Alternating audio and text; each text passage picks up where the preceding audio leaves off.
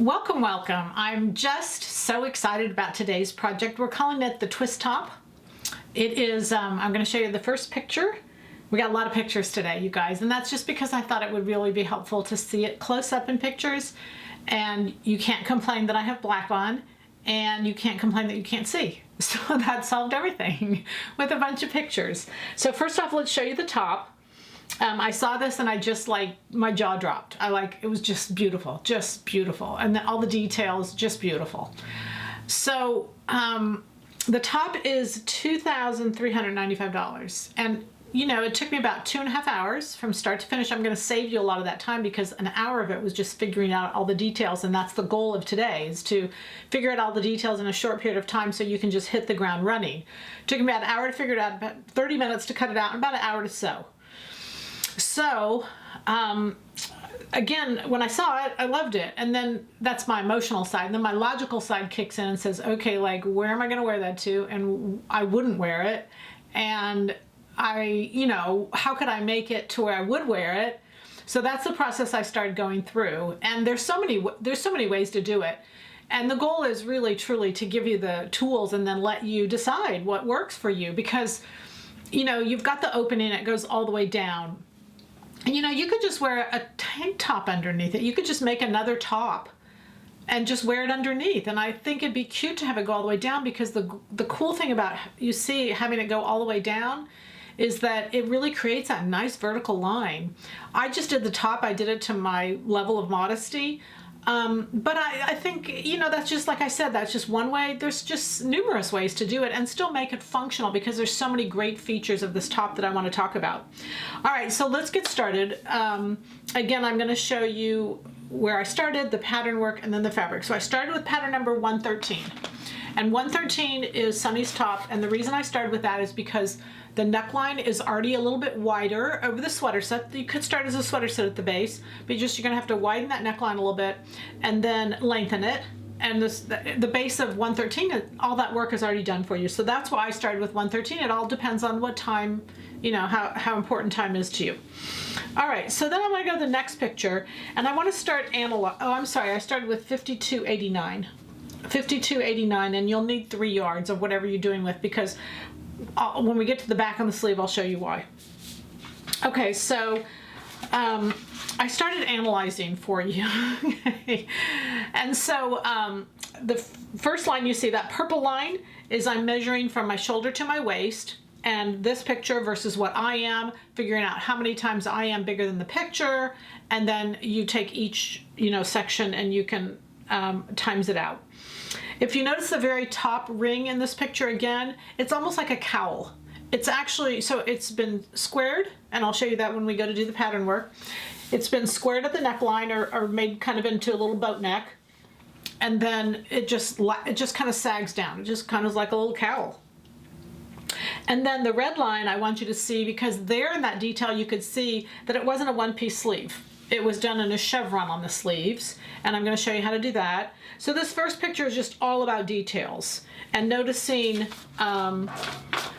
what I'm doing is I'm circling the seams. Okay, so you want to just pay attention to all those little details, and I'm going to show you that in the pattern work anyway. Okay? All right, the next one then is showing you on the original, showing you the sleeve, and how you can see that it's been cut. There's a seam on the upper side. It's been cut because you can see the changing of the angles.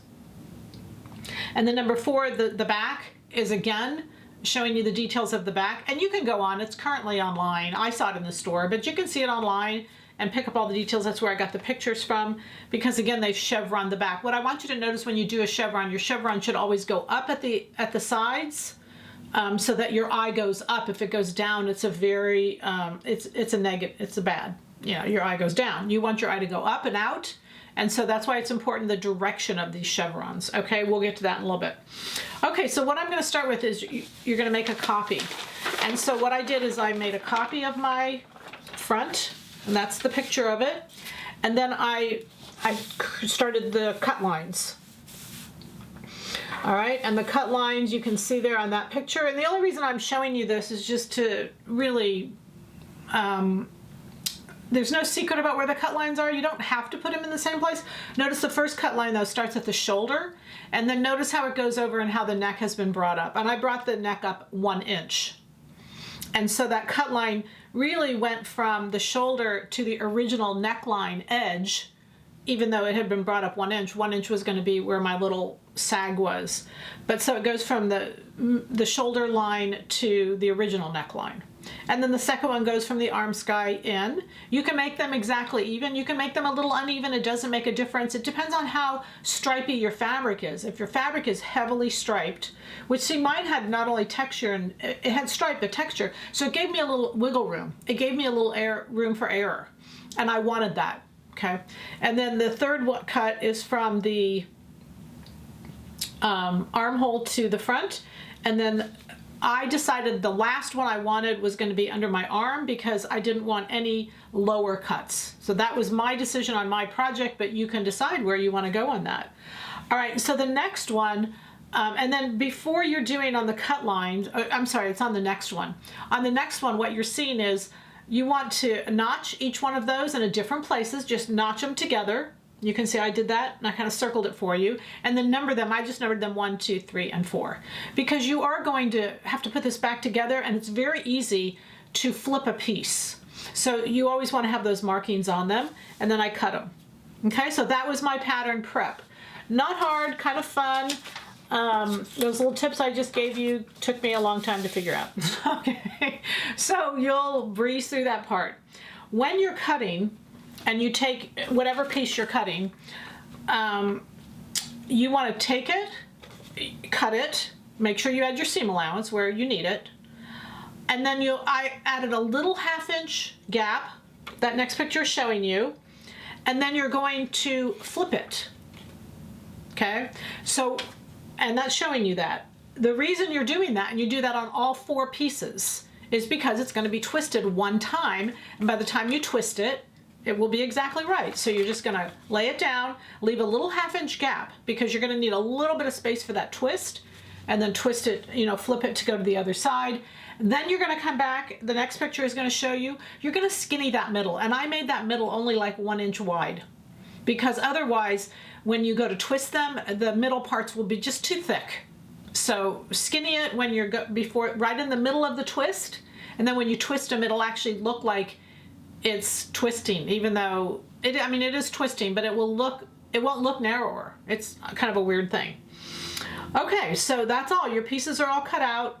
You've made opposite, you've twisted, you lined them up with the stripes, you narrowed the middle, and the next thing we're going to do is chevron the back. And so I'm showing pictures of this, and you're going to cut this single layer, and you do the back and the sleeve the same way. So because you want the eye going up and out, you see on this first back picture, I've put my pen down according to the picture so that the lines start at the center back and go up to the armhole, up to the neckline. They go up. Now what I did on this is I just drew lines for you so you could see that that's where the stripes would go in comparison to the back. You don't necessarily need to remember this, but maybe when you go to do it, put this on so you can see. And then you're going to do just the opposite on the other side. So you can see what I've done now is the stripes, and the stripes aren't changing. Excuse me, I got some of my, the stripes aren't changing. It's simply the way the pattern is laid on the stripes. But just the caution I would have is make sure you keep the right side of the pattern up. So you need both sides you're cutting face up, and so you've got to flip that pattern the opposite direction. Very easy to do. I'm sure you know what I'm saying. I'm going to show you a picture of the back here in a minute. I know you can't see what I have on, but I've taken close-ups so that you can see. But again, when you're cutting the back and the sleeve, same thing. You notice that, let's say the stripes are all going in the same direction. I'm just taking the back piece and putting it up and then changing it. It might help you to make a duplication of the back and to make a duplication of the sleeve. That might help you. I have done it many times before, so I knew I didn't need that. When it came to the sleeve, what I did is I folded the sleeve in half, and when I cut it, I added a seam allowance all along here, and then I cut those sleeves. But the same thing, I want the chevron to go up and out, and then I want the other sleeve to be the opposite. Now, if you wanted to, just to run you through first time, you might do it in a solid, because it'd be cute in a solid too. I don't think it's all about the stripes. You certainly could do just the twisty neckline in a solid if the stripes you feel like they're too much to deal with, and then just do a solid back and a solid sleeve. So again, I think the twist is just really cute how it's isolated. You could do a twist all the way down and then do a shirt underneath it. Just so many options, and they're all fun. Okay, so I want to show you now where this is the back of the one I have on. And you know, all I did was serge that center back seam, if we talk about sewing now. So I'm going to put center backs together and serge the center back. Isn't that pretty? It's so pretty. Like, I would do this on other tops. You know, a lot of times when you have a fun front going on, you don't know what to do with the sleeve and you don't know what to do with the back, this is a great idea. I think what I loved about this top and this whole lesson today is there's so many layered lessons of things that are fun to do. And then I'm going to show you the sleeve. Like, this sleeve is a walk. I was going to say it's a walkaway. I love the sleeve. Love the sleeve. Love how instead of the stripes being straight across or whatever, this fabric has stretch in both directions, so you could really do anything you wanted with it. I just love how the sleeves are at a diagonal bias, you can call them, and yet the whole sleeve isn't. It's only the front, and then the back is chevroned opposite. I just love the look of that. And then the last picture is the front of what I have on, so you can see up front. So I didn't pay a close attention to the lines coming in. I knew I really wouldn't have to because of the texture of this, and there's ribbing and then there's lines. So I had things going in both directions, and that actually makes it a little bit easier than harder. So the goal is to have fun and not to be overly frustrated, not to be overly detailed. So again, you could do this top in a solid, just in a solid knit. I did put some stripes up so you could have some fun play on stripes. I think it'd be fun to do a panel. You could do the front in a top in a twist and then the bottom portion in a panel. Just all kinds of fun ideas. Remember that my goal is to give you the idea, and your job is to take it to the next level. So I started with pattern number 113. My fabric is 52.89, and just have some fun. Happy sewing from Silhouette Patterns.